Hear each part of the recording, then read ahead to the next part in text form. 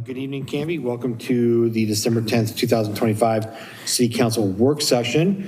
This evening, the City Council will be doing a work session to review the draft comprehensive plan policies that are under review. This is session 1 of 2, and we'll be going through chapters 1 through 8 of the comp plan items that we want to adopt or make changes to or move forward with in greater detail. So, Randy, do you have any other intro to this, or we're going right to Don?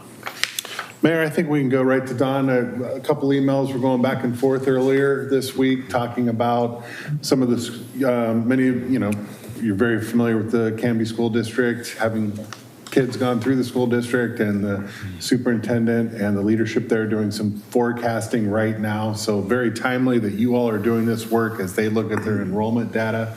And so it's very much top of mind for Don and I as we look at presenting this information in front of you in terms of what type of jobs to recruit, what type of housing to build, and all of those themes that you all are going to be faced with thematically embedding in a comprehensive plan. I'll just stop there. Okay, thank you. Mr. Hardy. Good evening, Mayor and council members. I'm just going to give a brief overview of what we're going to talk about tonight. We're going to be covering chapters 1 to 8 of the draft comprehensive plan, policies and strategies. Because there were so many of these policies and strategies, we took a lens of going through and targeting, flagging those that we felt were most appropriate for council's consideration. And that was based on looking at what was carried forward from the last comprehensive plan, what was already adopted through other processes, housing needs analysis, housing production strategy, economic opportunity analysis, adoption, parks master plan, and those elements that we felt those were already essentially adopted by council. We didn't really feel like we needed to revisit those, with a few exceptions where we've targeted on the recreational section just a revisitation. And I know there's been more recent conversation around those topics, but we felt recreation was something that was important to emphasize because it does speak to a lot of things like dog park and sports complex and those kinds of things, looking at the future as to what the vision and plurality of the council's desires are on this. Just to focus here tonight, we're looking at chapters 1 to 8 tonight, and there are 44 combined policies and strategies tonight. They are fairly short, but just to recognize those, we also in your packets provided the entire draft chapters, which there's many more policies and strategies. But again, we felt the targeted ones, which we felt were more critical for council weigh in on these and input. And reflecting what Randy's talking about as well, as should there be even more focus on housing, for example, or economic opportunity focus. Those are kind of up to you all to provide input to this. We will be coming back for chapters 9 to 14 on December 17th. In another work session, there's only 20 combined goals and policies. Only 20 combined policies and strategies for the next work session, so about half in terms of that review. Kind of where this all leads is we'd like your input tonight, and then on the 17th, we would then hopefully be going to the Planning Commission hearing process in February, on February 23rd, and then back to the council on hearing on March 18 for adoption. That would be the hope. And so maybe just a bit of a context here. And comp plans are kind of unique, and so just like policy level discussion, policies are they're based on the long-term vision and setting the overall direction. What Randy was talking about, the what and the why of looking forward to what that might be, what considerations we would like to have in the next 20 years. And it's more capturing what we should be including. And that's really, again, up to council to implement these items over time, give direction to staff, and implement these policies over time. This is not really a decision point to make that decision. It's basically setting the tone for the vision. And then the strategies detail the methods for future implementation. Both policies and strategies are, however, supposed to be high level. They're not intended to be code. They're not intended to be code language. We're not dealing with code language. We're dealing with more aspirational, visionary items. But at the same time, we want to make sure that we're capturing what the consensus is of the council. So with that, I'm going to dive right into. Before you read that, yeah. Are there any, Mayor, are there any questions before? Thank you, Maya. Before Don launches in, any, Mayor, we good to go? Do we just interrupt you if we have anything that, or do we want us to save questions for the end, or how? Let's go ahead and do an interactive. And one thing I was going to point out, I mean, I can go through every one of these, or if there's consensus on generally what these are, I'm prepared to. I didn't know how this was going to really roll out in terms of other than what we selected. But if you all are like, you're comfortable with this, like the first policy, and then just continue to roll through those, and maybe like if I hear like somebody say I've got a question, maybe that's the way to do it, and then we can Let's do that. get through this a bit faster tonight. I think if we take one by one and, Just roll through the them. questions to the end of each chapter at least? yeah, we'll. Some of them are longer than others, and some of them are more meaty than others. I'm totally with you. If you want to do that, I can go through all of them and just power through each section, and then we'll maybe go on to questions. That works for you all. Yeah, I'd just say let's take the first couple, see how it goes, and Okay. we'll go from there. Sounds good. So diving into citizen involvement, policy one, and again, these are selecting, really there's a consensus here that in the Planning Commission and the current comprehensive plan, they serve a very specific role. And so policy one would be to continue with that, informally recognizing the role of the Planning Commission in meeting the 6 required citizen involvement components of statewide planning goal 1, and reemphasize the city's commitment to ongoing citizen involvement. And then strategy is Planning Commission meetings will continue to encourage public input and participation both in person and virtually, ensure accessibility to non-English speakers, sight and hearing challenge the elderly and community members, and achieve meeting materials to be accessible online. That's strategy 1.2. Strategy 1.3, Planning Commission meetings will continue to allow public comment period to hear comments on any matters affecting the comprehensive plan and the city's planning program. Strategy 3.1, develop materials and input in Spanish or other languages for public meetings, the city's website and other sources of public information. Strategy 3.2, develop and implement practices that create inclusive and welcoming outreach, e.g. go where people are, provide daycare at public meetings, offer live interpretation at meetings, and offer meetings at different times of day with virtual option when possible.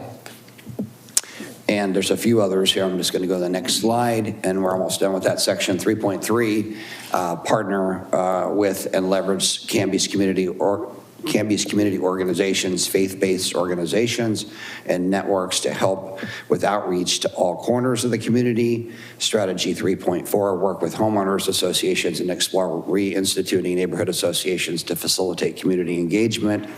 Strategy 3.5, provide information about current and upcoming citizen initiatives at community events. So I'm going to go back to the beginning of this, and if there are any comments on any of these or discussion, I'd be happy to start that. Currently, do we have American Sign Language translation or simultaneous Spanish translation, or how does that work now? We have done those for community summits. I think that's really kind of targeted to public meetings. We made an effort for the community summits, for example. We have an interpreter at those. For the Planning Commission? Not for the Planning Commission, no. We've not actually, and I think part of this is a discussion. I think that you can translate our text online. We have the ability to do that with there's a way to translate that online for text. What we have, the Planning Commission, we have not actually been having Spanish translation or sign language. Okay, I just thought that was strategy Yeah. 1.2 specifically says planning commission meetings will continue by using those things. And I'm not really saying that we have to have it or not. If that's one of the strategies, then I'm just saying, is that available? And So the will, yeah, you're correct. The will continue part is not something that we're currently doing. and obviously, if you have somebody that, I don't know if we need somebody to sign on these or not. And I think this is meant to be as, if there was a need for this, if someone asked for that accessibility, and maybe the characterization of that should be based on request. Yeah, it's probably better, I think, Okay. than, I just, It's a good point. I'm not opposed to the idea, but I don't like to have something in there that we don't intend to do, or just say, based on request. I mean, is there something on the website that says, if you need translation for the meeting, ask us ahead of time and we'll give it to you? Or do we have somebody that's available to translate if that's the case? I mean, it's a curiosity. We have the hearing impaired material option here. So that's available upon request. I don't know about translation, Don, upon request. And that would work. that could be one that we bring back to you all with some more thoughts on that. And like I said, I'm not saying that you need to. If it's in the goals, it should be there. And if it is, then maybe you can have somebody that says, we'll translate, just like we have somebody that says, talk to us by 4:30 if you want to comment online or whatever, and say, talk to us by 4:30 if you want somebody to help you with Spanish. But if you are doing Spanish or other languages, I don't know if it's Italian or other languages out there, would it be like via earpiece, or if they wanted to come to the meeting, or are you going to have to repeat everything 4 times if there's 4 different languages in there? All good questions. I think the focus really is more on Spanish because that's the primary non-English predominant and Canby. Oh, yeah, no, I understand, but I'm just, but there's other languages here too as well. But I'm just wondering how the practicality of how we can have a meeting if everything has to be said twice, if we're translating, or if you have simultaneous translation with somebody in there with an earpiece that can be. Which is how the community summits are done. Yeah, that would be the earpiece part. I could see that being the only maybe practical way of doing that. Yeah, because I've been in some meetings where they want to say everything twice, and it's a really long meeting. Yeah. Councilor Patton?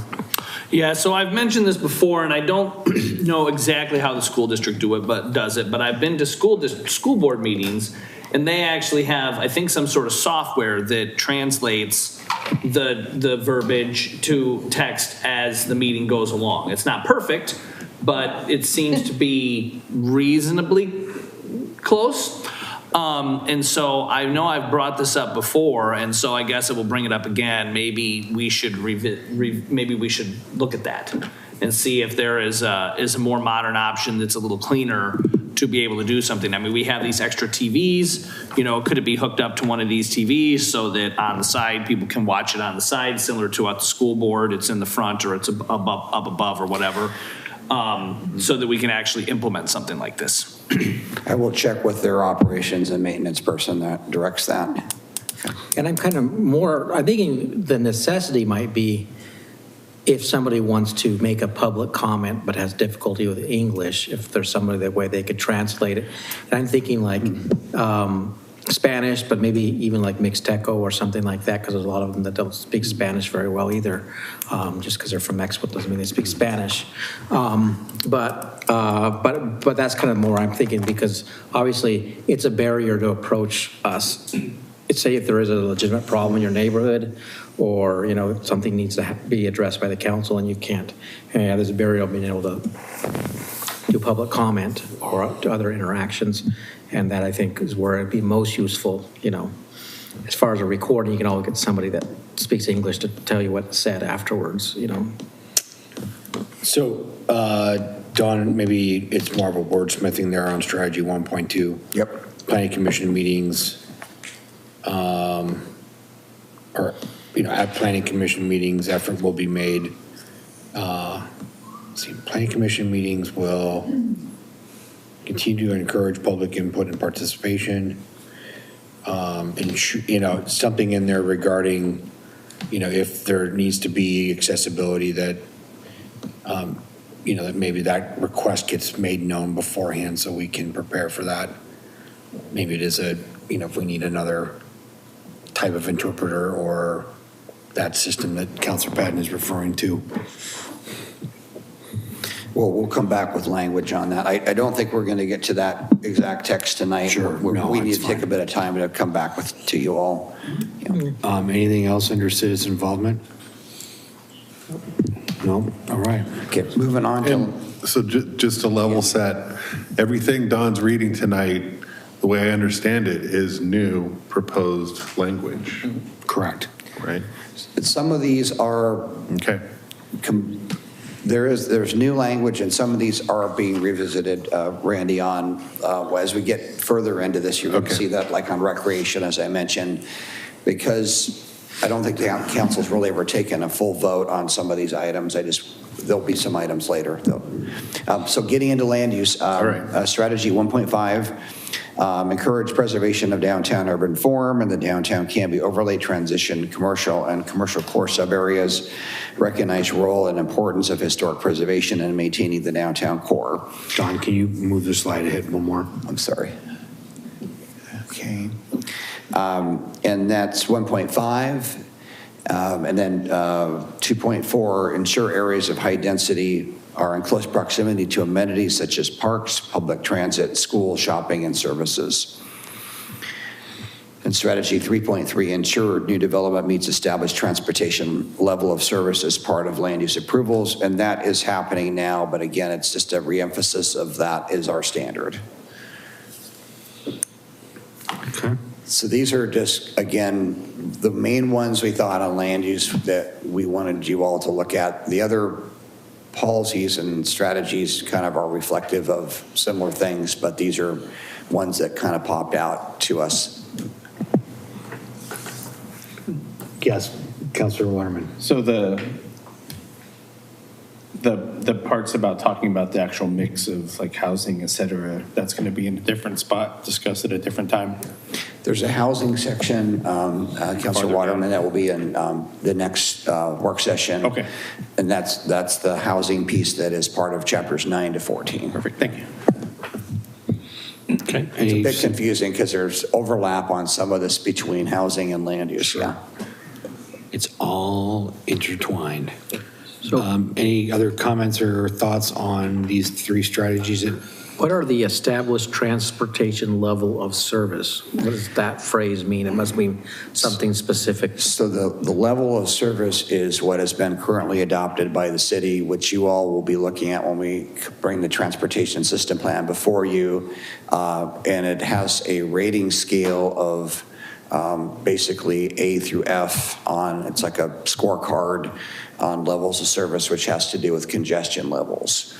And what the city has established as what that is based on what has been historically established and what other cities have established, which is at peak hour, what is the acceptable level for transportation congestion. So how far you went back, traffic backed up at 5:30? That's exactly right. Okay. I mean, and there's a recognition that during most of the 24-hour period, the level of service is quite good, but for about 2 hours each day, there has to be some exceptions to that, and that is where the level of service comes in.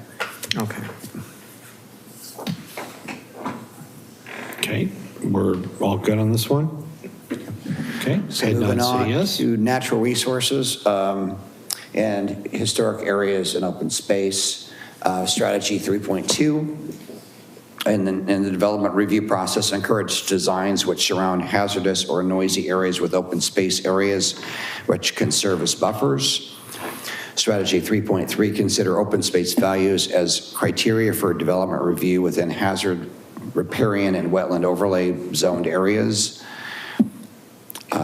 Policy 4, protect fish and wildlife habitat and manage them according to state wildlife management plans and local regulations.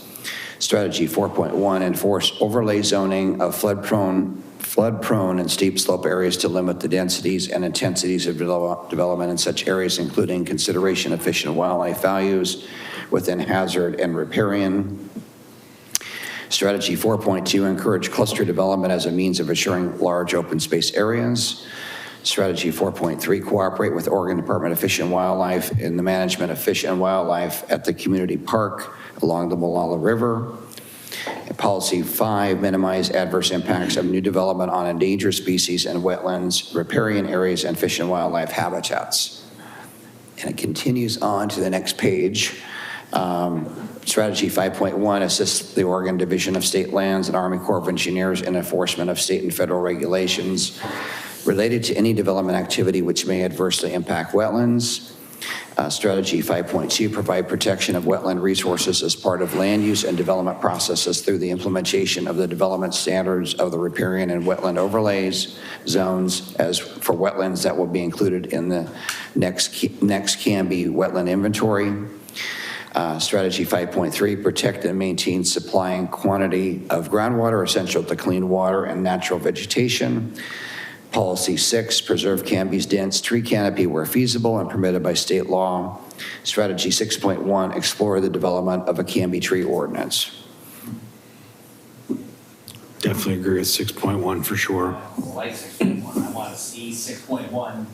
Too sweet. A tree ordinance, like what kind of tree are we talking about? We're talking about. We have a tree ordinance currently, correct? We require street trees, but we don't technically have with the exception of riparian areas that are along the river, we don't really technically have a tree ordinance, which a tree ordinance is about preserving trees on property.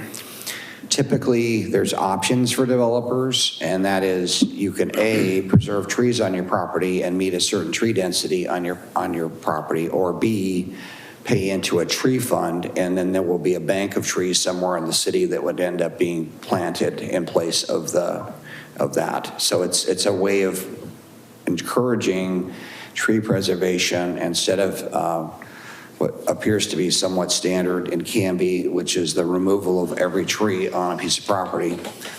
There would actually be the incentive to people to actually not do that, and based on the fact there'd be a tree ordinance in place. I've seen this work in many jurisdictions. It can work pretty effectively. We're not talking about like Portland where you have to wait for the tree to fall on your house before you can remove it?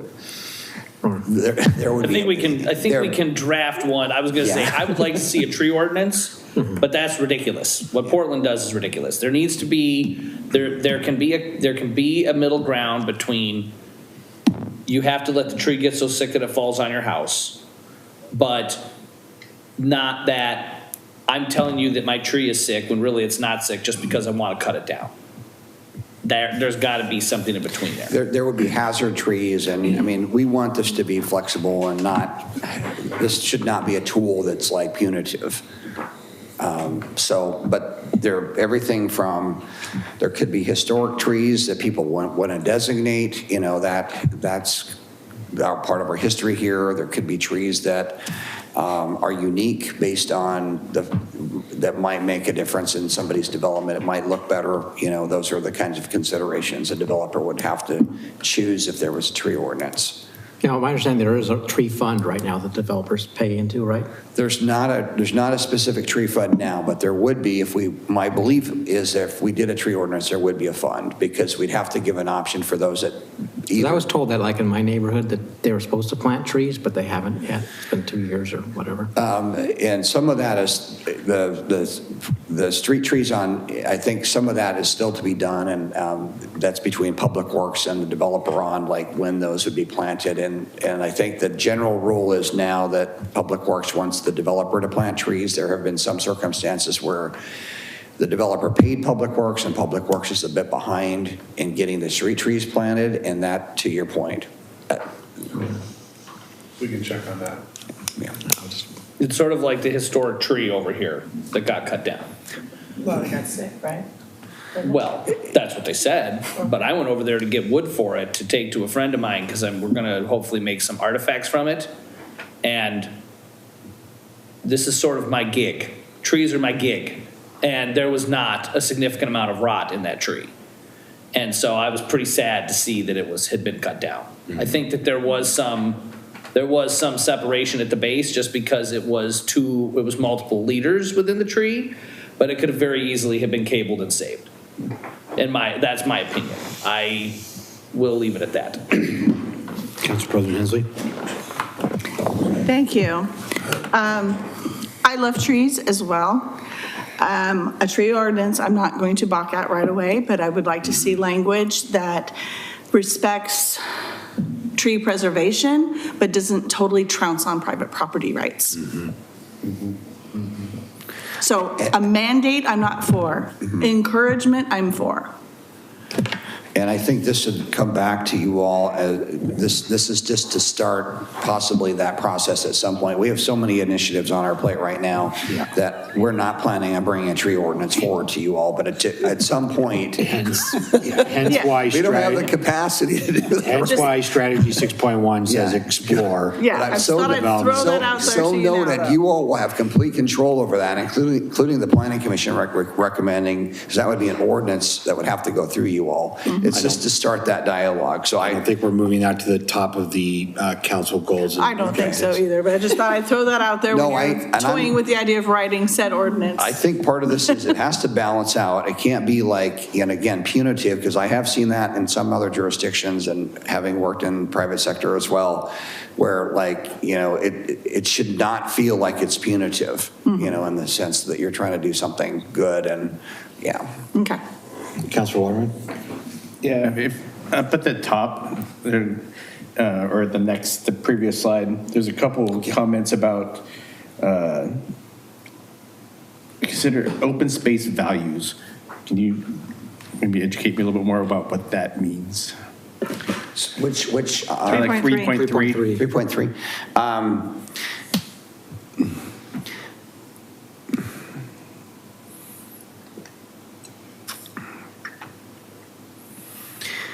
There's also wildlife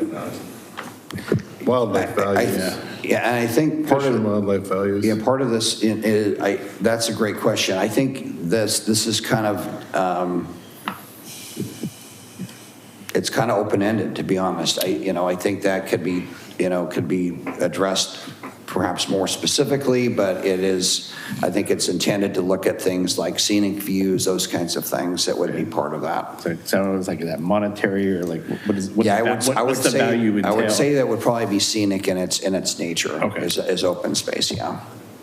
Well, and then it says protect fish and wildlife habits. I mean, we have the rivers, there's fish there, but is there any fish anywhere else other than the pond? The Canby Pond sometimes has fish, but is there any creeks or whatever that have fish in it? Yeah. And part of this on fish and wildlife is everything that's adjacent to the river has a riparian zone designation or riparian regulation on it now.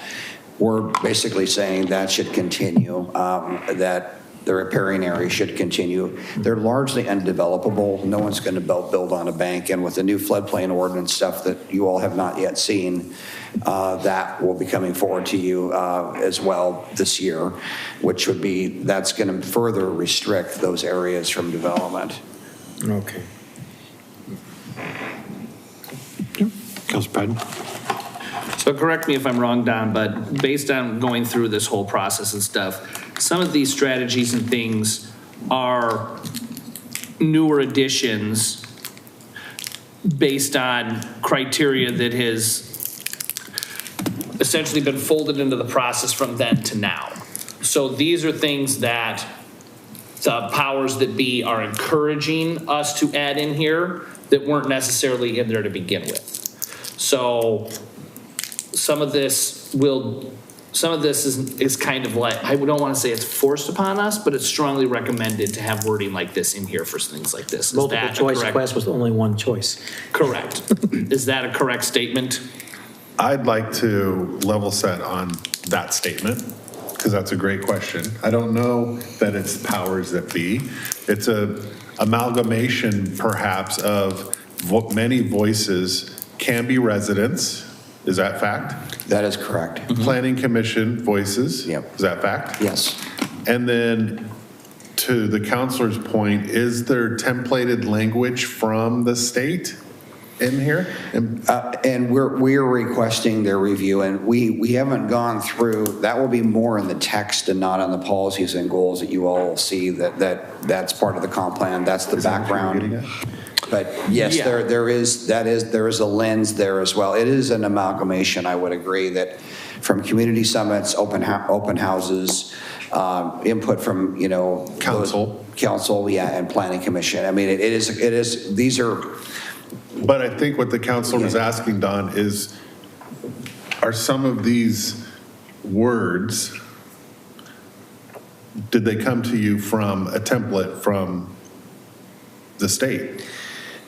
Perhaps. Not very many of them. I mean, Okay. some of them are directed by that, but I think it's more the community input that we've received to date. I mean, we didn't create all these, No, from because, scratch, yeah. I mean, we've Yeah. paid a consulting firm to Yeah. help us with this. We did, yes. And so the consulting firm has a lens in this as well. They did. And so they have helped multiple communities There you go. through this process. And so they bring some of that knowledge to what other communities are doing to this process. Right. So some of these might be something that someone or a few people at a community summit mentioned or something, but then the consultant was like, yes, that has been brought up at other ones, and this is what that kind of looks like, and this is some options around it. And we're asking those questions. DLCD is actually reviewing this right now, and so when we come back to you all again, this will be at the hearing time, I'm believing, we will articulate that, because they're going to go through, there are statewide goals that we have to have certain language, and that's a template here. I'm believing that we've addressed what they would ask us to do, but no, the state hasn't said, no, you shall put this exact language in. Okay. Yeah. The encourage 4.2, encourage cluster development as a means of assuring large open space areas. Does that mean apartment complex with a park between the other ones, or what is that? So there's a cottage cluster ordinance that's been adopted by council, and so this would be, the idea behind that is that it could be a cottage cluster with a planned unit development, and so the idea behind that is there'd be larger open space that would be preserved in exchange for denser cottages, essentially. That's what a cottage cluster is. Yeah. This is more for cottage cluster, not just cluster in general. Well, it could be both. It could be, we haven't defined that. I'd say cluster development could be planned unit development as well, to your point. Yeah. Because, well, I mean, and in my mind, and maybe I'm just got the wrong picture in my mind, but something like a cluster or cottage cluster is not going to really appeal to people with families very much, unless that's all they can afford. They're going to want to get out of that because it's more of I envision more kind of retirement community type thing, because at least I don't know that many people with families are looking for. You'd be surprised depending on what affordability it looks like it is defined as.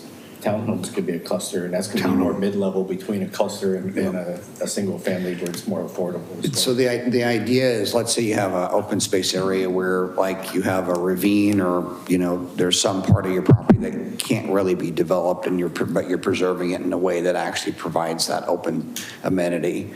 And even planned unit development, the ordinance for that it's discretionary. Still, Planning Commission would review it, but the idea behind that is you give up 15% of your property as open space, and you get a 5% density bonus back for the 15% you're giving to the city.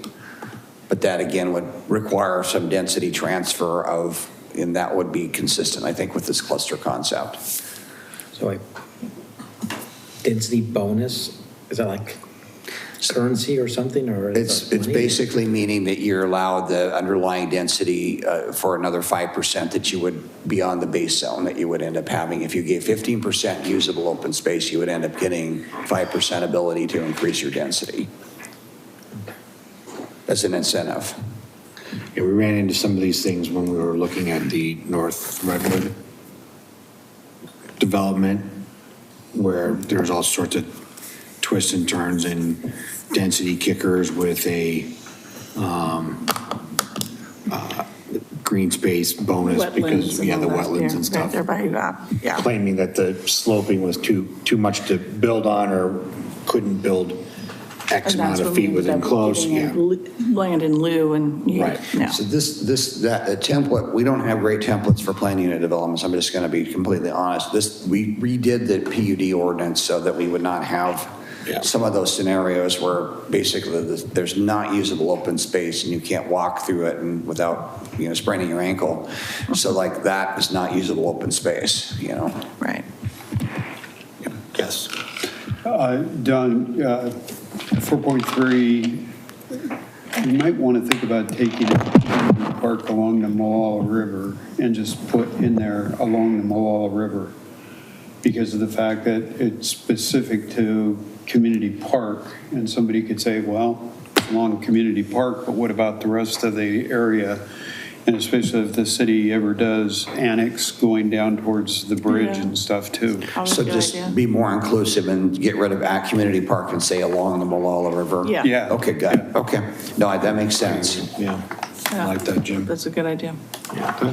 Anything else? Yes, Councilor Patton. And I think something else, and correct me if I'm wrong with this, that when Don was talking about the points and credits and things like that, that is stuff that kind of borders along the planning commission's realm of things. Correct. But some of that stuff, and the reason it's a bit of a mess is because our codes have not been updated since the 80s.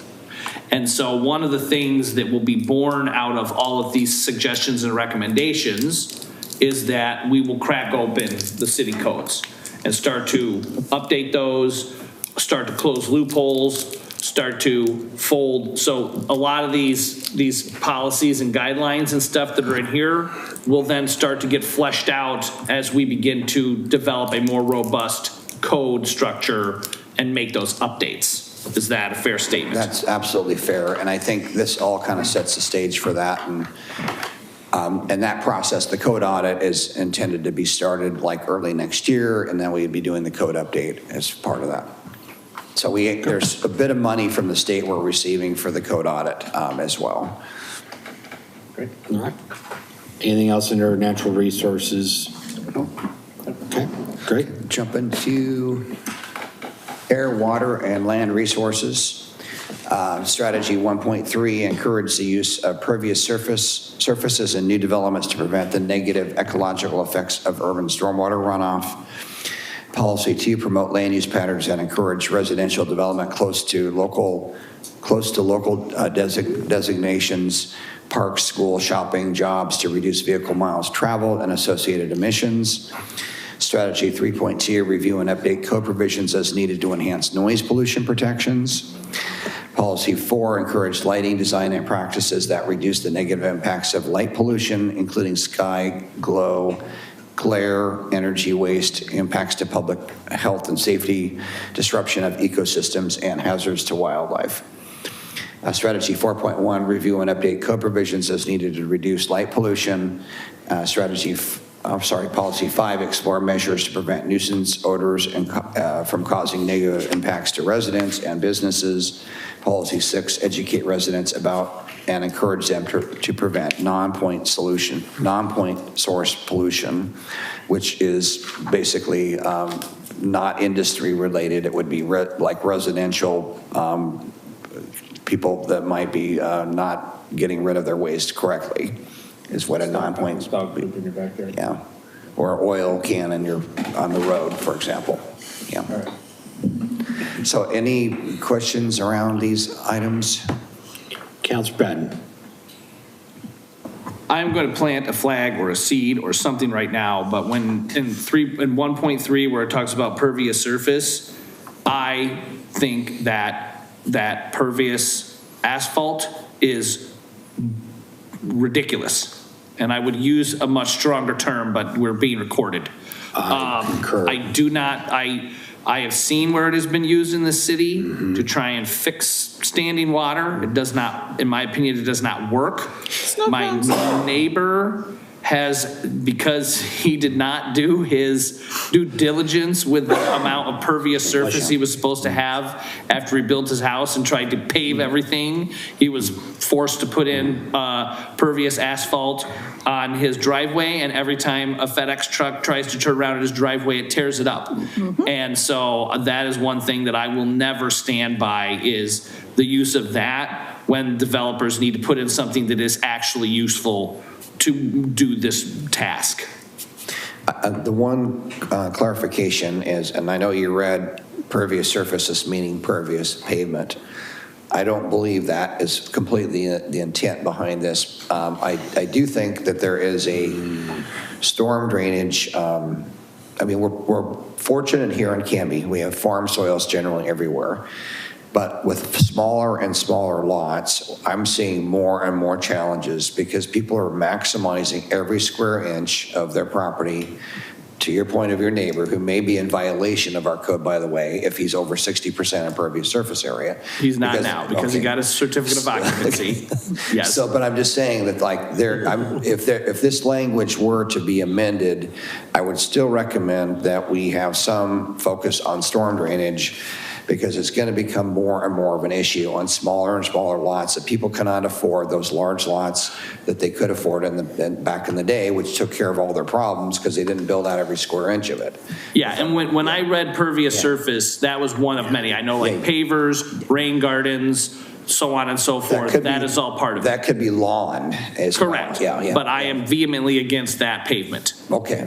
Just letting you know. So noted, but Perfect. that was not the full intention of that policy. Yeah, I read that as meaning pervious pavement as well. Not again, tracking that, again, like I know when we did downtown around Way Park. Way Park, exactly. We That's went what I went to pervious too. pavement, and No bueno.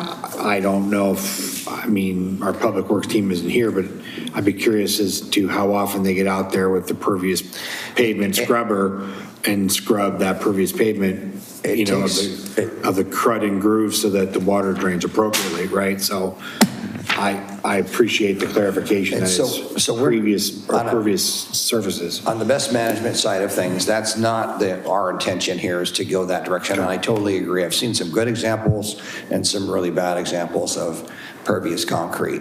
And it does take a lot of maintenance. You got to power spray the stuff to keep it so it's still porous. It's a huge maintenance issue. But there have been some good examples I've seen of that. We're more concerned about, like, just generally, like, you know, it may look something where maybe it's not pervious pavement, but if somebody wants to have the ability to have something more stable, maybe it's more like, you know, I've seen some interesting applications that, like, you know, garden settings where they have grid systems that are placed, but they still, water goes through them, and you know what I'm talking about. Yeah, the grid.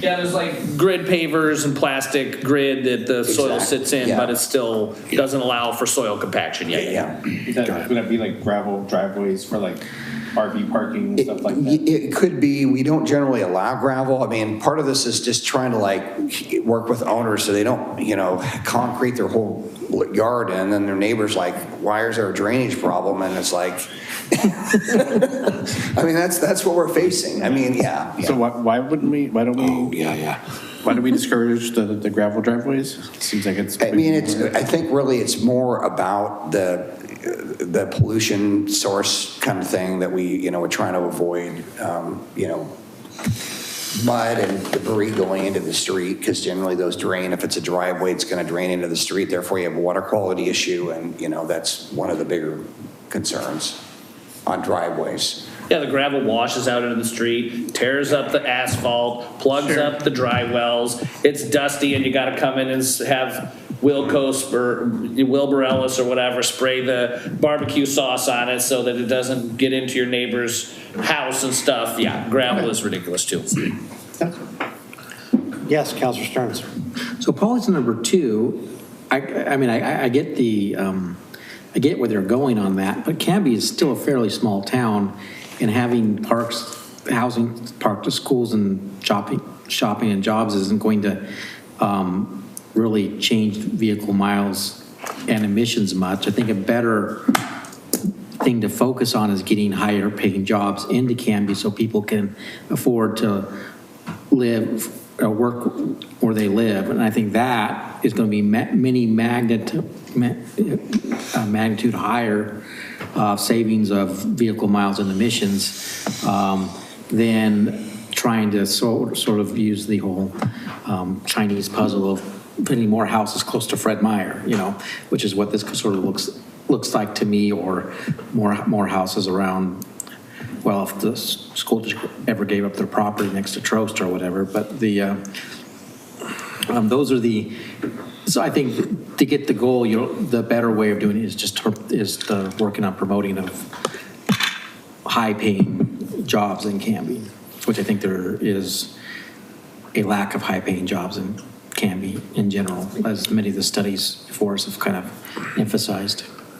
So maybe so instead of the whole list there, promote land use patterns that encourage work close to where residents live in Canby? It just to bring jobs. So if you're bringing jobs to Canby that have a wage that can pay for a house in Canby, then you're not going to have those commutes to Hillsborough and back that a lot of people in Canby do, which puts infinitely more miles and emissions in the air than the distance between my house and Fred Meyer or Cutsford. And you're right. I think this is probably intended more to promote people to have alternative ways of going to the store, even though most people probably drive to the store. But if there's shopping nearby, it would probably reduce the amount of traffic. And I know Canby's pretty compact. I like what you said about the proximity, and I think we could come back with a policy on the proximity to where people live. And I mean, that is probably a more significant item than the jobs, because like I say, right now, yeah. No, I'm with you on the job piece, but see, again, reading it under the category of air, water, and land resources, promoting land use patterns that encourage residential dwelling close to local destinations. And again, that's about being also promoting multimodal aspects to cut down on land resources and miles traveled, vehicle miles traveled and associated emissions.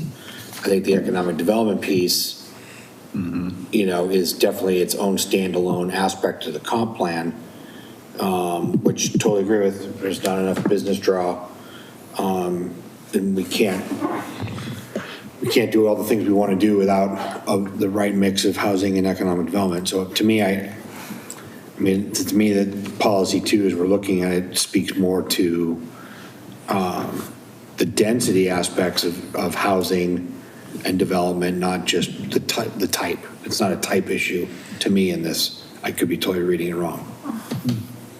And we could add something into Councilor Stern's as a separate policy. I would support that as well, about the work, promoting work close to where residents live in Canby, and keeping policy too, because I do think there's value in both. Yeah, work that can support Canby houses. That's the key, because if you have work, then that doesn't support Canby houses. They're going to have to come from somewhere else to come, and there goes your miles and emissions. Well, but lower emissions too can be achieved if you've got the right transportation system and roads that aren't clogged for, that's true, for an hour and a half every morning. Yes, Councilor Waterman. Doesn't policy 2 already include jobs? So why would I don't think we need to create a new one. So I park, schools, shopping, development jobs. close to destinations, jobs, but you got to have the destination before you can. Well, that's a different policy. Oh, I know. I'm just things interact with it. Yeah, as far as this policy, I think it already addresses that side of it. Agreed. There's going to be another policy somewhere saying we need to get better jobs in Canby. Yeah, there's a whole chapter on it coming up. Okay, And the economics that'll be. Is that next week? looking yeah. forward with eager anticipation. Okay. Yeah, well, that's coming. Other, Councilor Davis? Yeah, Don, on 3.2, I think that's needed today, reviewing and update code provisions needed to enhance the noise pollution protections. We're dealing with that currently with the subdivision. Absolutely. No, we have in the recent city. examples of that. And As we develop that new industrial area and things like that, I think that we really need to update that. And I think that's critical, and the type of industry as well that goes into those areas is going to be a council directive as well. I mean, you'll be seeing concept planning about, relates to the type of interface that has with the residents in the county. Also, how this gets sorted, not to get too far astray here, but how this gets sorted with the electrical piece that we're dealing with as well. The industry types might look different as well. They may be lower energy users and more flex space than they would be larger warehouse spaces. Right. Councilor Patton. I'm going to ask you this question. You can say, I prefer to defer to later, so I'm giving you an out. But we just talked about updating the codes, and that work will start after this. Do you have any thoughts or preconceived notions about how long that process will take once we get it started? I will defer. I'm gonna answer the question. We're gonna mirror like what the Clackamas County did. They did a code audit first, and then they did a code update, and they spent about a year going through their audit, and they're doing a year to update their code. That's what we're trying to parallel as well. We're trying as much as we can to have that paid for by DLCD grants. We're going to get a little bit of money. It's actually part of another grant that they're parceling off from DLCD, but the grant we asked for more money for, there were too many requests, and so we didn't get the full amount, but we have some set aside in our budget right now. So the code audit will for sure be launched early next year, and then it will need to be backfilled again with city funds unless I can find grant funding for that, but that's a contingent part of that as well, so on the timeline. Okay, excellent, thank you. So Don, let's talk a little bit about night sky and sky glow, energy waste, etc. I'm having some challenges with policy 4 in that as we see more and more of that type of lighting being done in terms of installed as in street lights, things of that nature, new developments and housing. And I think it is actually making our streets and neighborhoods darker and not, I mean, I think it's giving us the effect that we want to do to prevent the light pollution, to be able to see the glorious night sky when it happens. However, I do believe that it is making certain areas of our community darker. I think streetlights aren't as dark in some of our newer developments as they are in our older ones. And even as we swap out bulbs and things of that nature on those, I have a real concern about how that is going to play out. And the reason I only compare it to comparing us to Bend is not usually the best idea, but I know that Bend is very aggressive on their night sky code and things like that. And so there are pockets to, Bend that are, in terms of their new developments, that are much darker at night. So I think safety-wise, I think about just public safety-wise on a couple of different levels. And I think I'm totally open to your guidance and suggestion here. And I've seen, again, good and bad examples of like how you go about trying to do this in other communities. And I think there's most important is there needs to be, I think, some recognition that like we probably need, as part of our code update, to address lighting more specifically. Our code, I don't believe, really adequately addresses that whole balance between safety and like glaring light that you can see from space. I'm just, again, there's this balance of like, what should that be? And I think that's really maybe the policy part that we could come back and articulate. I'm not necessarily a proponent of completely dark skies, and I get the whole safety issue and like. Well, and that you may know, come back into, like you said, the code piece of what does that look like? How do we get there? Which, yeah, now you all need to weigh in on that, but it's kind of like, we don't really have a maximum, and like everything's clear and objective in Oregon. If somebody wanted to come in and put metal halide lights on an industrial site like that was unnecessary, we don't have any means of saying that's too much light. Right. We can't really like regulate, you know what I'm saying? I mean, it's maybe not even residentially that I'm really, that's the impact is you go outside and take your garbage out and you can't even see the sky because there's a plant that has like, what would be 10 times the amount of light that you might need. Sure. And again, it's a judgment call, but it's. Well, and again, as we're talking here again, going, this is the policy, the nitty gritty will be the code that we'll get into that. And so yeah, I think it's just a matter of, as a pre-code cursory, I mean, I have to drive out, if I want to see the stars on a nice sunny summer evening, I have to drive out much further these days because of the development that Canby has had. But, I can still drive outside of town, not too far, and still be able to sit and do that. But I'm just, again, looking ahead to, there are stretches of street, and I just think I travel 13th often, and a lot of that lighting it's poor lighting because I know that design standard was in effect when that was being done. So, Councilor Patton. So something I will push back on a little bit on that is that in my lighting design classes back in the day, and this is something that you should kind of try and you will be surprised.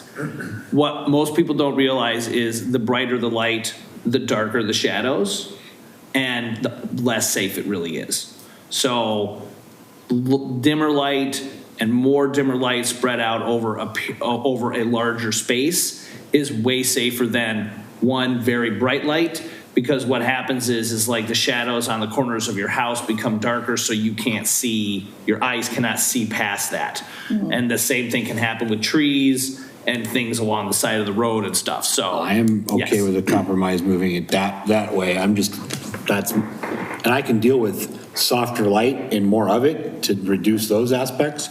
So yeah, when we get to that piece code-wise, I'm for it. Yeah. Talk about Councilor Waterman. The good thing is that in policy for it does state that based on the lighting design and practices that the impacts of public health and safety need to be included in that process. Fact. Thank you, sir. Anything else here, gang, on strategies or policies 2, 4, and 5? And 6. I like dark skies myself. If you ever want to drive to Phoenix, or not, to Flagstaff, Arizona, they have a really good ordinance there. It's amazing. And you just seeing the stars out there, and they have a very strict ordinance there. But anyway. Policy 6 done, educate residents about and encourage them to prevent non-point source pollution. Can you explain that? And so this maybe kind of parallels a bit of our public works, Steve Gehring kind of, as that department kind of evolves. But I think what the general gist of that is educating folks so that, not that a lot of people these days would not know this, but like hazardous material or things that you would, dispose of, how do you dispose of them? Non-point would be largely residential. So not pouring oil on the street, obvious things that you would not want to do, but that's what those are, as non-point items. And I think there will be more coming out of the Public Works Department as that department continues to advance some of those initiatives, which they're clearly doing now. And I think a lot of that's being pushed by the state, but also we need to keep up so that we don't have issues either with pollution items. Okay. Anything else on these? All right. Moving along. Thank you, Don. Okay. And next we'll go to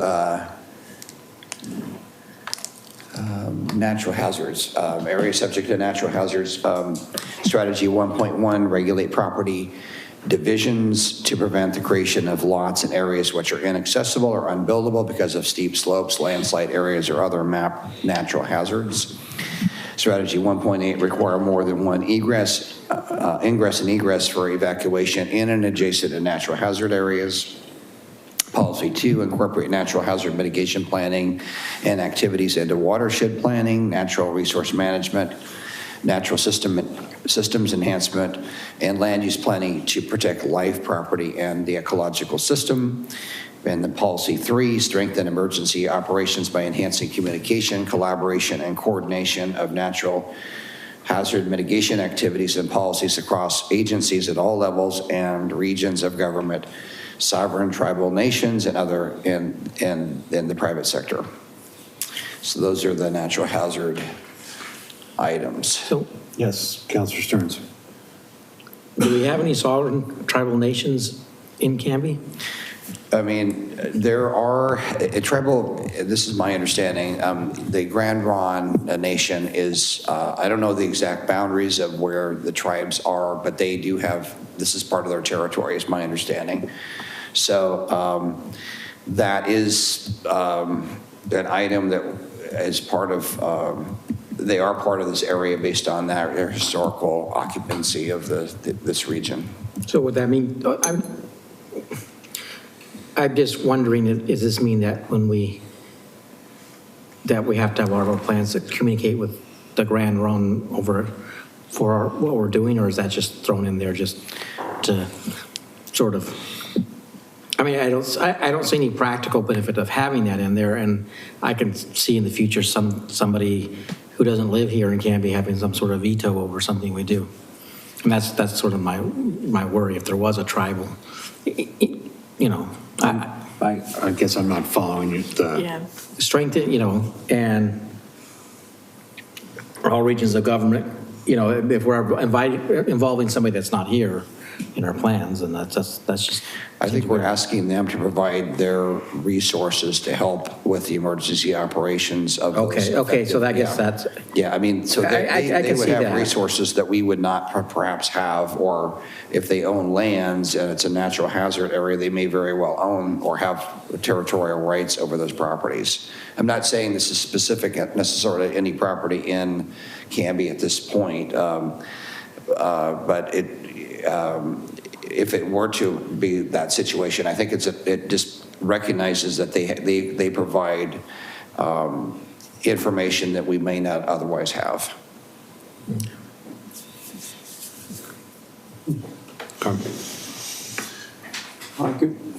Anything else on this one? All right. Moving on to recreational needs.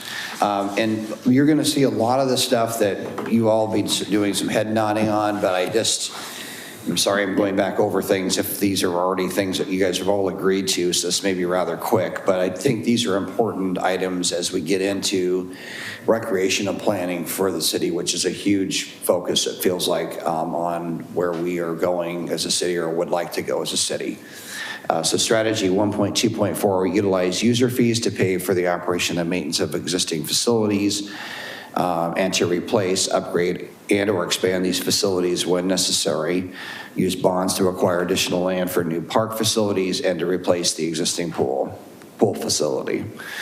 Strategy 1.2.5, explore creation of a separate park and recreation district to help provide and pay for new park facilities. Strategy 1.2.6, work with community partners such as Canby Parks and Recreation Advisory Board and the Canby School District to explore feasibility for a new sports complex. Strategy 2.3.1, work with representatives of the school district, school offices, and recreational-oriented groups to determine the best possible sites for future acquisition and development of schools and associated recreational facilities. Strategy 4.1.1, acquire and develop land for park and recreation facilities by 2043 to meet or exceed the community standard of 10 acres of developed parkland per 1,000 residents. And then strategy 4.1.2, provide high quality athletic fields to meet the needs of the growing community. And this continues on the next page. Strategy 4.1.3, identify potential locations for larger community parks to serve the entire community. Strategy 4.1.4, site and open a permanent off-leash dog park. Strategy 4.1.5, explore opportunities to provide river access for swimming and other water-based recreational activities. And finally, policy 4.2, provide park and trails that provide access to and connectivity between Canby's natural and riverfront areas. So Don, if you can go back to the first slide on that. Okay. So I'm not opposed to things like the terminology sports complex. I'd rather use the terminology of a recreation complex. If we're talking strategy, I don't want to be limiting. Which could include that. I mean, it's broader. Sure, it's a broader scope to that. Y'all shoot that down if you want. I'm just throwing it out there. I'd like 2.3.1, working with representatives from the different groups. There was another one, strategy 1.2.6, work with community partners such as the Canby Park and Recreation Advisory Board and Canby School District.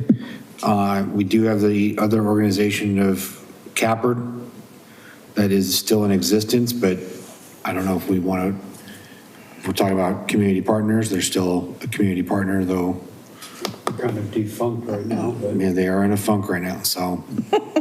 I think that might be, Councilor Patton? Yes, I would like to recommend a wording change to 1.2.5. And this is what I'm proposing. Explore creation of a separate park and recreation funding source to help provide and pay for new parks, facilities, and parks maintenance. That's good. Yeah. I would prefer not to tie us to any existing or future boards to have more flexibility with that. Snow cones again. Snow cones again.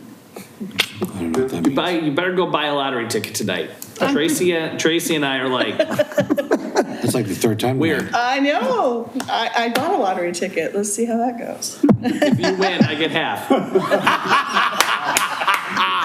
I know I'm sure there's some sort of legal paperwork we're asking. she's got an upcoming wedding she's got to pay for now. I don't have to pay for it. I'm not the bride's mom. Yeah, well. I'm the groom's mom.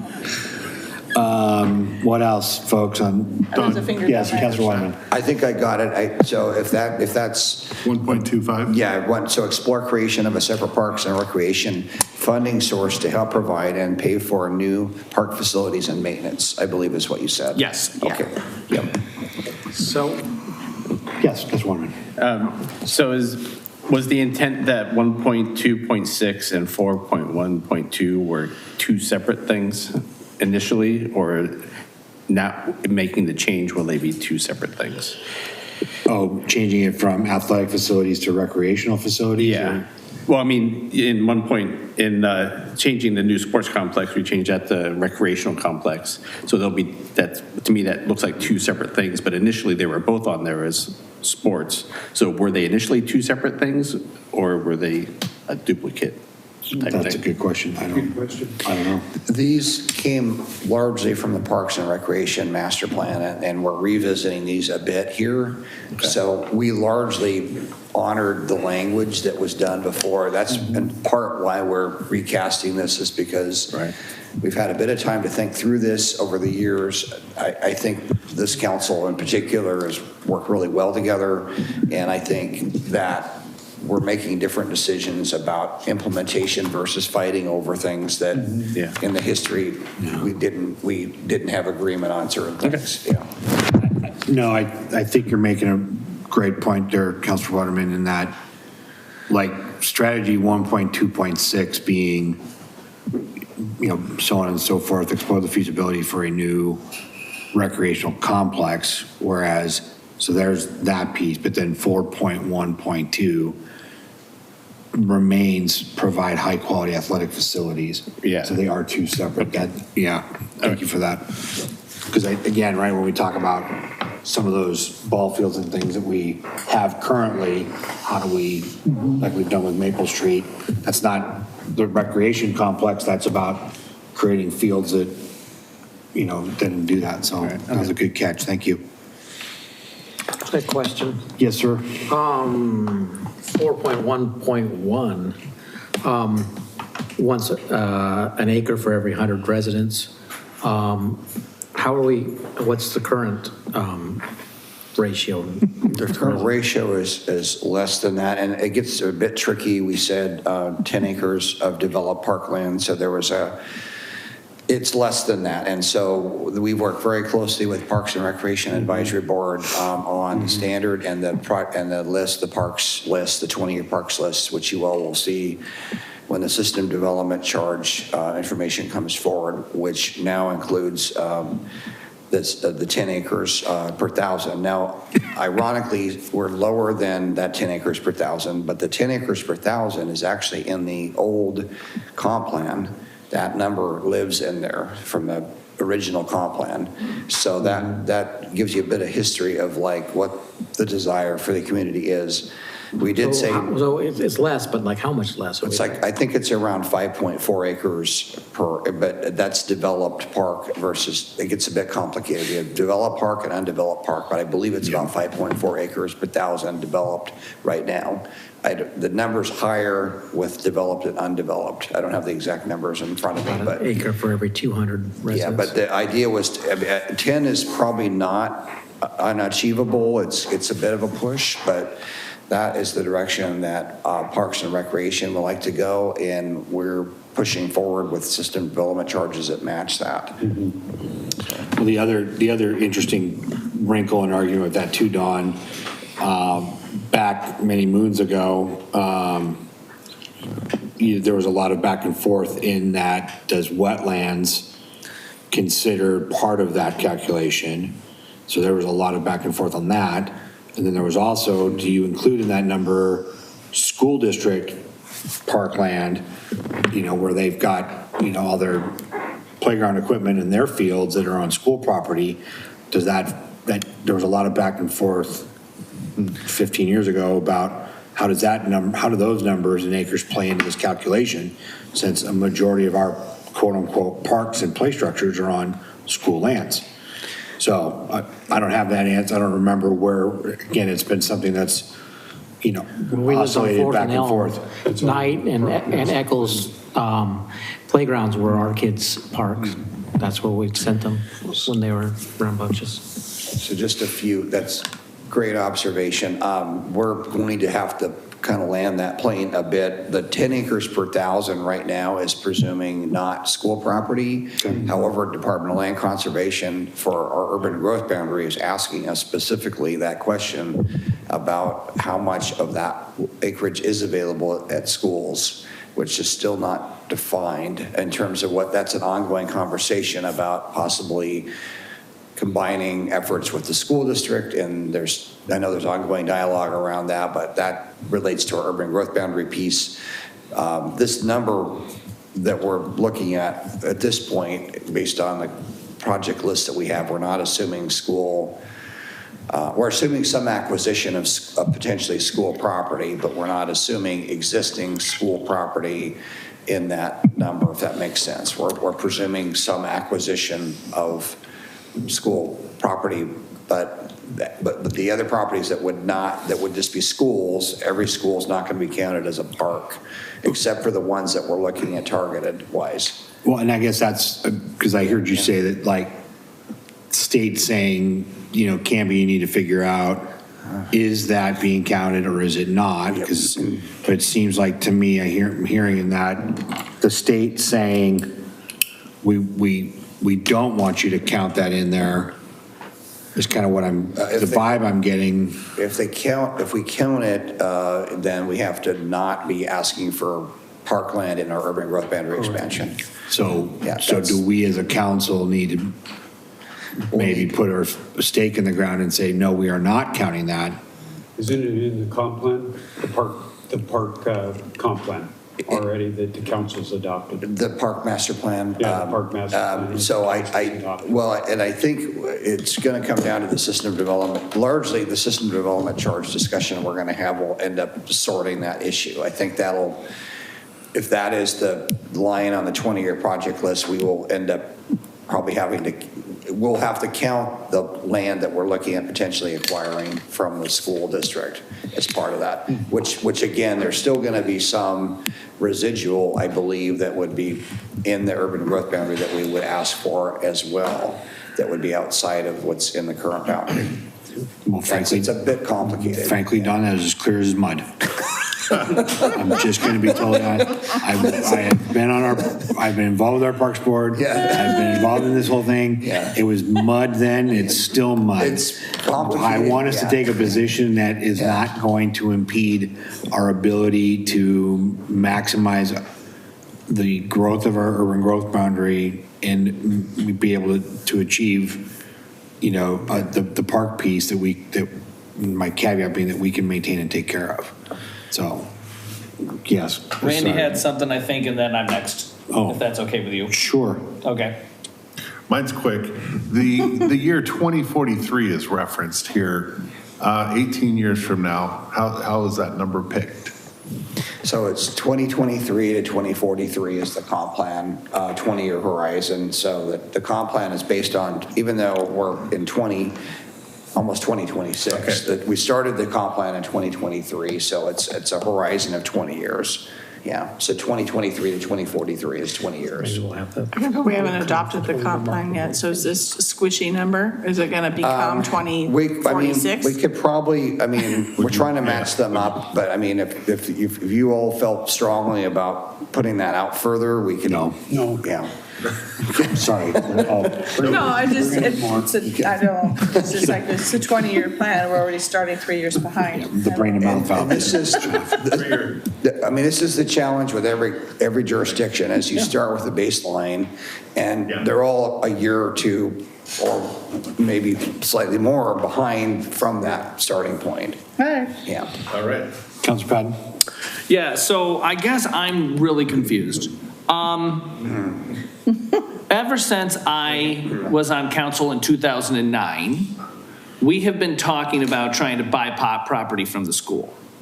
And as far as I know, and granted I wasn't on council all that time, we have not purchased any property from the school board. So why are we including the possibility of purchasing property from the school in anything we're doing? It just seems like we are tying ourselves to something that is highly unlikely. And I would say there's two factors. This is my answer. There's two factors. One is we have to do our system development charges based on acreage per thousand, and we have to look at it logically as to if we don't have this in our STC plan, it will probably never happen. So these are projects that get picked and they're on the list. And if they're on the list, then they're eligible for system development charges as development occurs to ultimately, hopefully, be able to acquire those properties. Secondly, the school district is probably in a different position than they ever have been with diminishing student populations, and probably more willing to consider the use of their property than they ever have been. Well, I will say this. Consider use of their property and sell their property are two very different things. I am going to tell you right now, versus may. and I will die on this stake. I will never, ever vote for us to build a facility, a structure. I won't even vote for this city to put a T-post, so much as a T-post into school property that we will maintain. We must own the land and control the destiny. I will not saddle future counselors or citizens with the mess that is over there with the adult center and the pool. And that is full stop. No, I got you. And the SDC stuff is not presuming any lease. It's fee acquisition. Okay. And I would just add, as your interim administrator, that political opinion needs to be tested as we move forward on behalf of the entire body, because the school district may be willing to have deeper conversations about their land and parks and recreation opportunities in a leasing capacity. And if it's a hard stop for the majority of this council, then what are we doing? Does that make sense? Yes. So I'll stop there because I don't have a vote, but I am calling Well, the that's question. not the Yeah. topic of the night either. Yeah. But it's a good one to put a pin in. Yeah, but we do need to address that pin sooner than later. Yes. I agree with Jason too. You know, I think that we've been talking about school property for quite some time, and I'll probably die of old age before we actually see that happen, you know, at this point. But I think the important part is if we don't include the school properties, then we have to increase what areas outside or into the urban growth boundaries for that parks, those parks and sports complexes. Because right now we're including some of those school properties as part of the acreage. That's correct. The ones that are on the 20-year draft park list for SDCs, yes, you're absolutely correct. The challenge as well is, I know this is a complicated discussion and not necessarily going to get solved tonight. I think the challenge is if you have property that is somewhat theoretically available versus assuming that you can acquire or the city can acquire property outside the boundary as part of the urban growth boundary, it's very challenging. You can put an overlay on those properties and say this is intended to be a parkland area. It'll not be zoned that way. It'll have underlying zoning, probably industrial. And then the question becomes, how quickly can we execute that situation to acquire that property? Mm-hmm. And if we are not quick enough, it will be developed as industrial and will be an added bonus for the industrial sanctuary in the future that will not be used for parkland. Mm-hmm. Did you have something, Paul, before I go back to Jason? Councilor Penn? So I think, I can't remember if I've asked this question or not. So what, once the line is drawn, right, to say this is Canby's destiny, is there a mechanism or something that precludes us from the city from purchasing a piece of land outside of the current city limits, but within our urban growth boundary, and sitting on it until it essentially gets annexed? Like, are we able to purchase a piece of property? Like, let's say my house was outside of the current city boundaries, but once the line is now drawn, and the city says, Jason, your property is prime property for a park. We want to buy your property now, and you can continue to live on it or whatever, or we're gonna take ownership of it, but it's not gonna come into the city until the other land around it has been annexed in. And then like the city chooses to annex it in as the landowner, or something like, do we do it like Walnut Street, where we went to the county and said, hey, county, we want to buy this piece of land that's technically in your area for future park use. Can we go ahead and do that? Is there a mechanism for us to do that? And there's a lot to unpack for what you just said. So, I bet a whole 747 worth of luggage, yes. So there's a couple things that we're going but interchangeably, but in the urban growth boundary, if that is the question, we're in the urban growth boundary, not in the city limits right now. I don't think there's anything to preclude the city from purchasing that property in advance. That's a whole lot different than buying property speculatively outside of our current boundary, urban growth boundary. And that would be a general fund obligation and probably has legal implications to it as well, which I can't answer. But if it's in the boundary, I think that could be accomplished. I mean, that could be something, and or that's our system development charge methodology is in the boundary. It's in the current urban growth Sure. boundary. Yeah.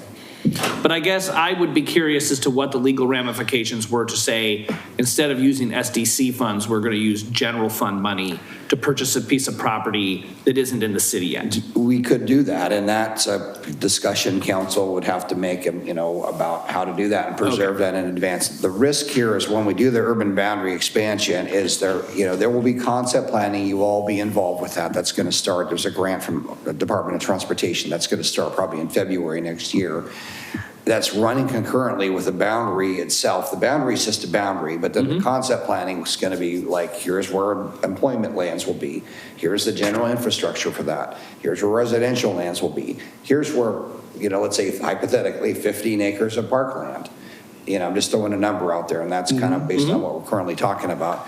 Might be more, might be 40 acres. This is this land. And so we have aspirations behind that. The challenge is there's nothing in Oregon state law to preclude that land from being gobbled up by a developer, and then that parkland that we thought we were going to actually develop because we weren't fast enough on the trigger. To get it, yeah. We have to control it in order to keep that. Exactly. I understand, okay. Yeah, because I'm glad you asked that question, Councilor Patton, because I was sitting here thinking how do we get, again, right? So our strategy for growth as a city is to the south and to the east, right? So south, do we buy acreage south of the river, knowing that kind of that build it and how many times does the school district build a school and you think, why in the hell did they build a school all the flipping way out here? But then 15 years later, now it is houses and businesses and everything have built up to it. So is that a strategy to look at, so either there, now, but you're talking about jumping the river and then it's a free for all down the river or down Ivy Street, or do you push it towards, up township and, towards Oregon City? So, so is it something outside of the UGB for later development? I don't know, but that's I think a conversation piece worth having as well. Yes, Councilor Davis. Yeah, I think that it would have to be outside the UGB because remember with Patrick, we tried to do that with the soccer complex. Yeah. And as soon as the people found out the boundaries that we're going to be doing in the UGB, they jacked the price way up. Yeah. And they know the areas. Oh, sure do. Come. Yes, Councilor Waterman. If you go outside the UGB, what's the time frame? Is that because we only update how many years? By the time we get this done, it'll be 15. So if we're outside it, so you're still looking at maybe, even if we bought it, we might not actually use it for 40 years? Oh, I hope. No, really, in concept, if money was not an object and it's just the timing, we're probably looking at about 3 years roughly is when you would be able to then apply for an annexation, roughly in that time frame. It takes about 3 years from now. We've got to go through the boundary establishment. We got to go through. Okay, so you're saying doing it before this, or in the upcoming urban growth boundary?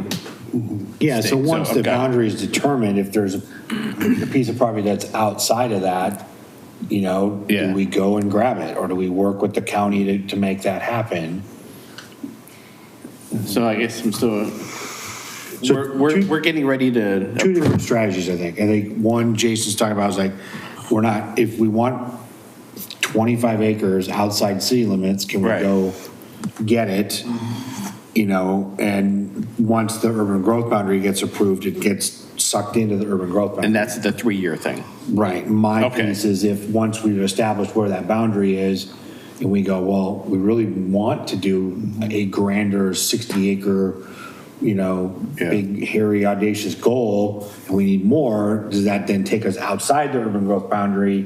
What does that look like? Right, so when would that one be? That would be a while. Right, that's what I'm saying. Yeah. And I am for both options, because the fact of the matter is when you look, here's the deal.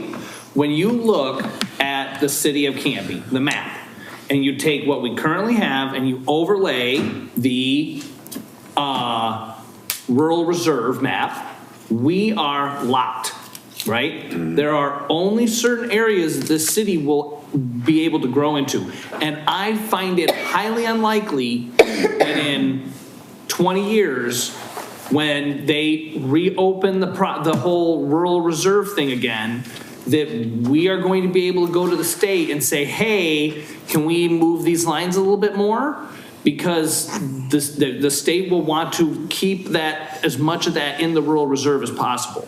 So if our urban growth boundary expands out to this area and there's only white going out that way on the map, then it is highly likely that the next time we go, a council goes through this process, that land, if it's just over the line, will end up being in the urban growth boundary. Well, my concern is if we spend that money for that far future, then would we still have enough to do something in between, or are we can tell residents We'd have to balance you have to wait for because until your grandkids are ready to play baseball. And the reason I say and the reason I say this is because I think that if we did something like that, the council in 40 years would be singing our praises. Great. Because that land is not going to get any cheaper. I think if we could do that and still do something in the interim, I'm for that. Perfect. But to put all of our eggs 40 years out, No, I'm not for that. Okay. Well, the thing is that the reality is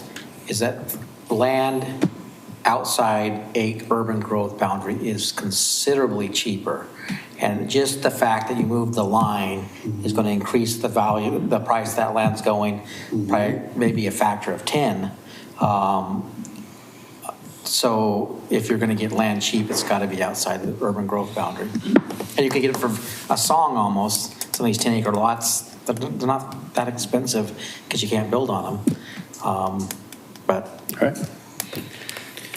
Were there any, we had a large conversation, but back to the recreational. Yeah, thanks. Yeah, I totally got this was a sidetracked. good discussion, but I did not sense that there were changes to the policies and strategy under recreation, but there's a lively. Sorry. You did a good job capturing that. Okay, good. And I knew this would be a meaty conversation. You did a good because, job capturing. This is like a big deal, like the spiraling of these, how this all kind of comes together is critical. Can you go to that next page, Don? Yep. Last page, just so. Yep.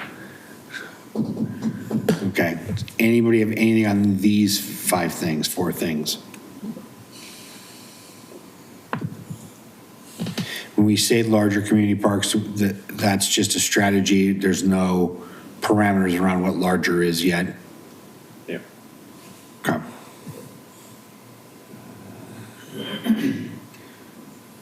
we're going to provide swimming opportunities at the Willamette River? So this is another option that, I mean, again, this is dreaming big and looking at 20 years from now, and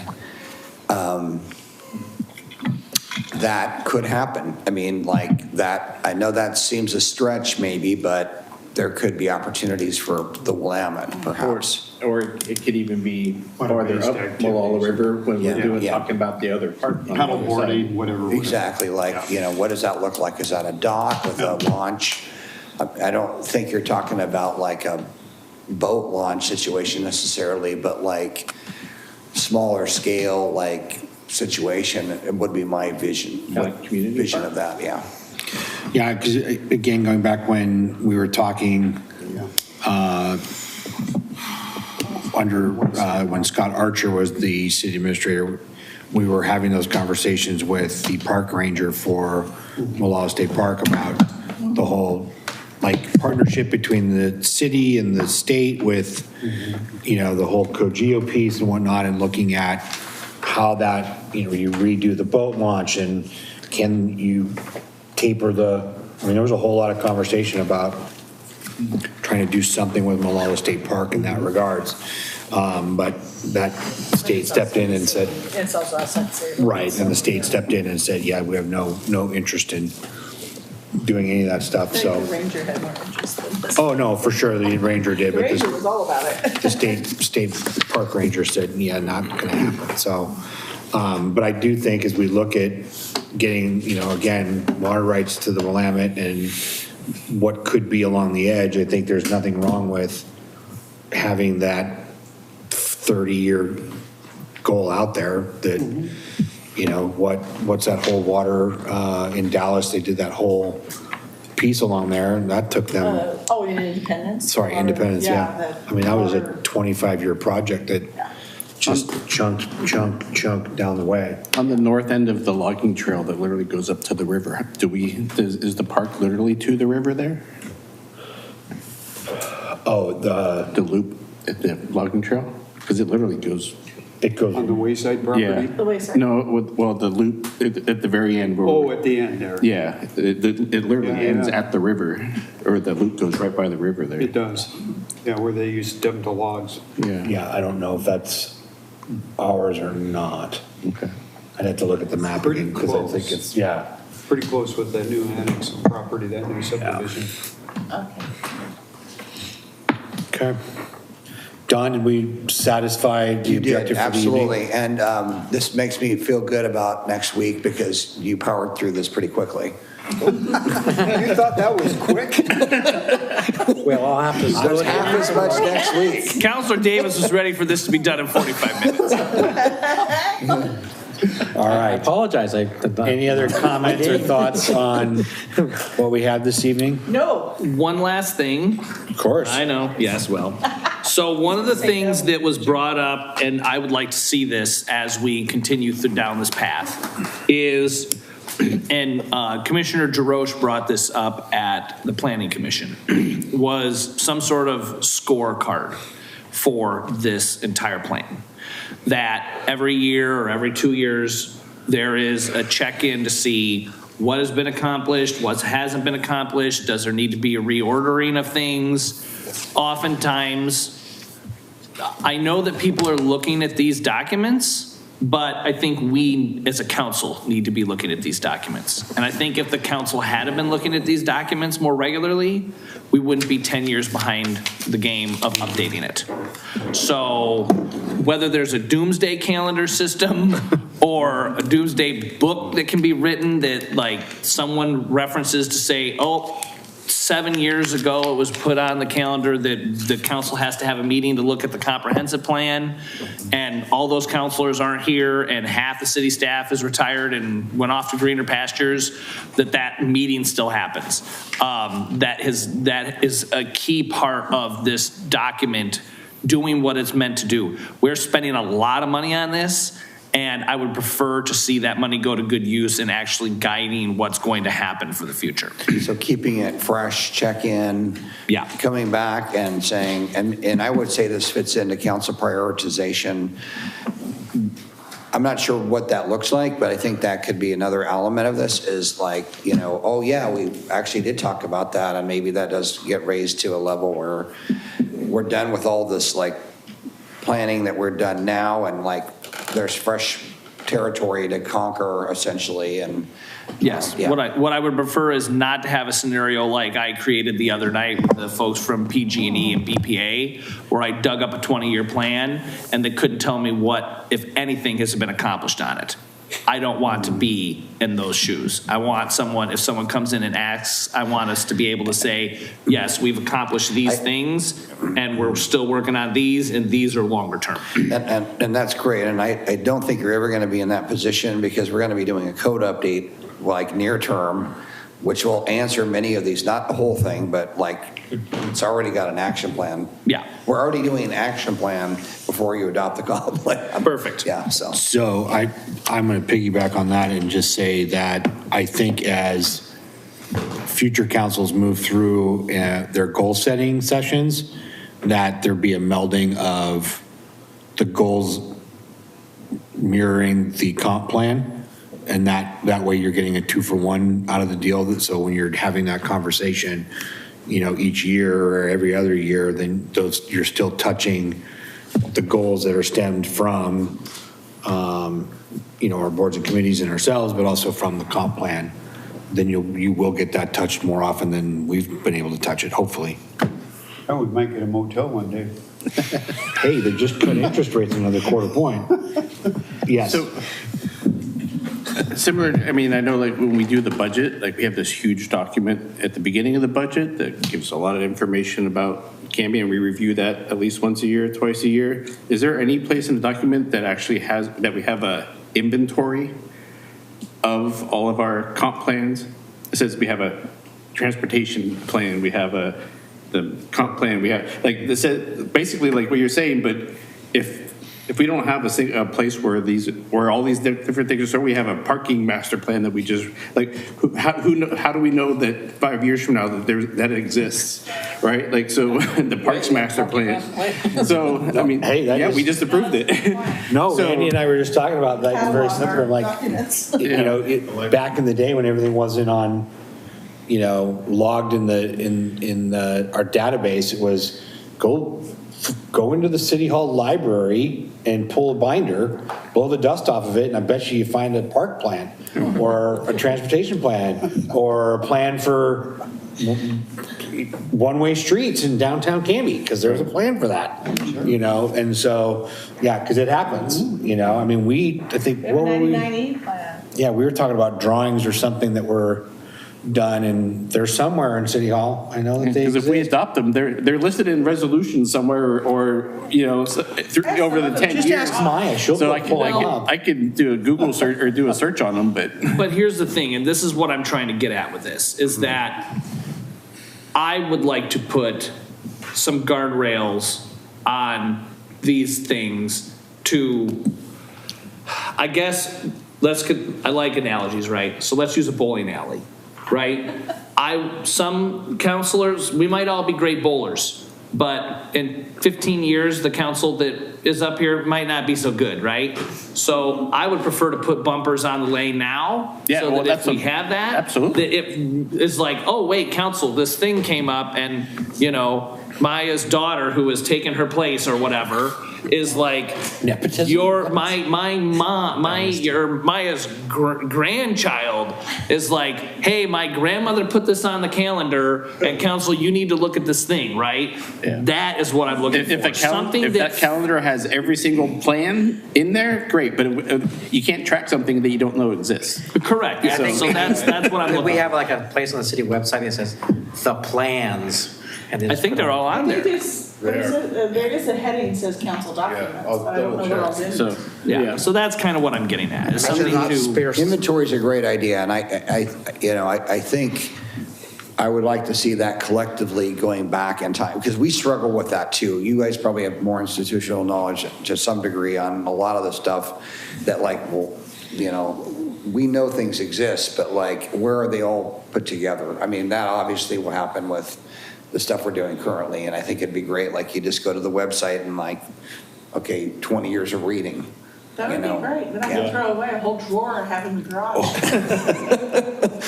She has all the plans. She took them. Anything that was printed out and given to you before we had iPads, I know, yes. yeah, I have it. fact. It's in my garage in the file cabinet. All right. Anything else for the good of the order this evening on this? No, I will take a motion to adjourn our work session. Second. All right, all those in favor? All right, Canby, we are adjourned from our work session. Good night. See you next week for a regular city council meeting.